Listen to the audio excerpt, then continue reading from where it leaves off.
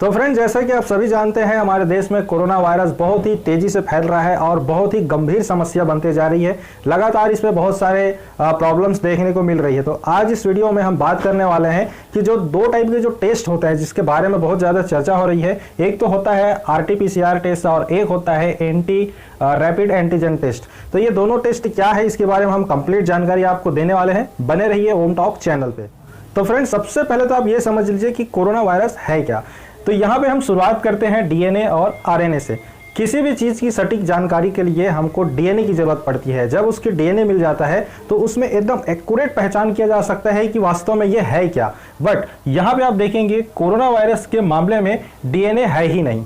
सबसे बड़ी समस्या तो यही है कि उसमें DNA होता ही नहीं है, उसमें होता है RNA वायरस। अब यहाँ पे क्या करते हैं, DNA तो है नहीं, इसलिए हम कोरोना वायरस के RNA को निकालते हैं। जब भी आप देखेंगे DNA से RNA में बदलने के लिए हम उसको ट्रांसक्रिप्शन कहते हैं, बट कोरोना में RNA मिलता है, इसलिए RNA को फिर से DNA में बदलना पड़ता है, जिसको हम रिवर्स ट्रांसक्रिप्शन कहते हैं। तो कोरोना वायरस के RNA को DNA में बदलने में बहुत ही ज़्यादा समय लगता है। अब ये कैसे होता है ये भी समझ लीजिए। मान लो कि बात कहीं पर किसी व्यक्ति को फर्स्ट टाइम या कभी भी ऐसा लक्षण उसमें दिखाई देता है, जैसे कि मुझ में कोरोना के लक्षण दिखाई देते हैं, तो मेरे में ये RNA वायरस होगा। अब RNA को टेस्ट किया जाएगा। बलगम की जांच, जैसे कि आप जानते हैं, नाक से या मुंह से बलगम की जांच किया जाता है। उस बलगम को टेस्ट करेंगे, हमको RNA मिलेगा। RNA को फिर लैब में भेजा जाएगा, वहाँ से वो DNA प्राप्त करेंगे और DNA से, जैसे कि आप मान के चलिए, किसी प्रकार का कोई इमेज बना, फॉर एग्जाम्पल कुछ भी ऐसा कुछ इमेज बन गया। अब इस इमेज को हमने मान लिया कि ये है कोरोना वायरस। DNA से हमको पता चल गया कि कोरोना वायरस जो है ऐसा दिखता है। जनरली कि आपको पता होगा कि कोरोना तो इस टाइप का आता है, ये इस टाइप का कोरोना वायरस का इमेज दे देता है। अब इस इमेज को क्या करेंगे, इसको जितनी भी लेबोरेटरी है, जितनी भी मेडिकल साइंस, जहाँ भी टेस्ट किया जाता है, वो सभी जगह इस इमेज को भेज दिया जाता है, सभी जगह फैला दिया जाता है कि भैया अगर इस टाइप का इमेज दिखाई देता है तो आप समझ लीजिए कि आपको कोरोना हो गया है, जो पेशेंट है उसको कोरोना हो गया, ये मान लिया जाता है। ठीक है, तो यहाँ तक हो गया आपका क्लियर। तो अब आप समझ गए होंगे कि कोरोना वायरस के मामले में इसको टेस्ट करने में बहुत सारा समय लग जाता है, हफ्ता 15 दिन लग जाता है। अभी तो चलिए थोड़ा सा फास्ट हुआ है, उसके दूसरे कारण है वो मैं आगे बताऊंगा, लेकिन इस सिस्टम में काफ़ी समय लग जाता था। उसके बाद अब आया है नया टेस्ट, रैपिड एंटीजन टेस्ट। लेकिन उससे पहले मैं ये भी बता देता हूँ कि RT-PCR जिसके बारे में हम बात कर रहे थे, तो वो यही चीज़ है। देखिए, DNA को RNA में बदला जाता है, उसको ट्रांसक्रिप्शन कहते हैं। बट कोरोना वायरस में RNA होता है, तो RNA से DNA में लाने के लिए रिवर्स ट्रांसक्रिप्शन कहा जाता है। वही चीज़ है RT-PCR। तो RT का मतलब हो गया रिवर्स ट्रांसक्रिप्शन और पॉलीमर चेन रिएक्शन। तो ये हो गया आपका RT-PCR। इसमें समय ज़्यादा लगता है, बट एक्यूरेट आपको पता चल जाएगा कि वास्तव में कोरोना वायरस है या नहीं है। ये एकदम आपको सटीक जानकारी देती है। बट अभी क्या हो रहा है, रैपिड एंटीजन टेस्ट हो रहा है। अब ये क्या चीज़ है ये मैं आपको समझा देता हूँ। तो फ्रेंड, रैपिड एंटीजन टेस्ट में आप देखेंगे इस टाइप का आपको एक टेस्ट किट मिल जाएगा। इस तरीके का आपको टेस्ट किट मिलता है। आप देख पाएंगे जैसे प्रेगनेंसी टेस्ट करते हैं उस टाइप का एक किट मिलता है।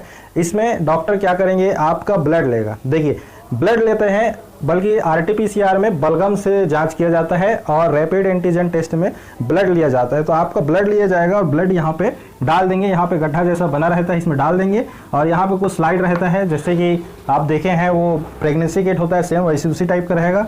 तो ये ब्लड जो है उसमें डाल दिया जाएगा। अब ये टेस्ट हमको बताएगा। वो कैसे बताएगा ये भी समझ लीजिए।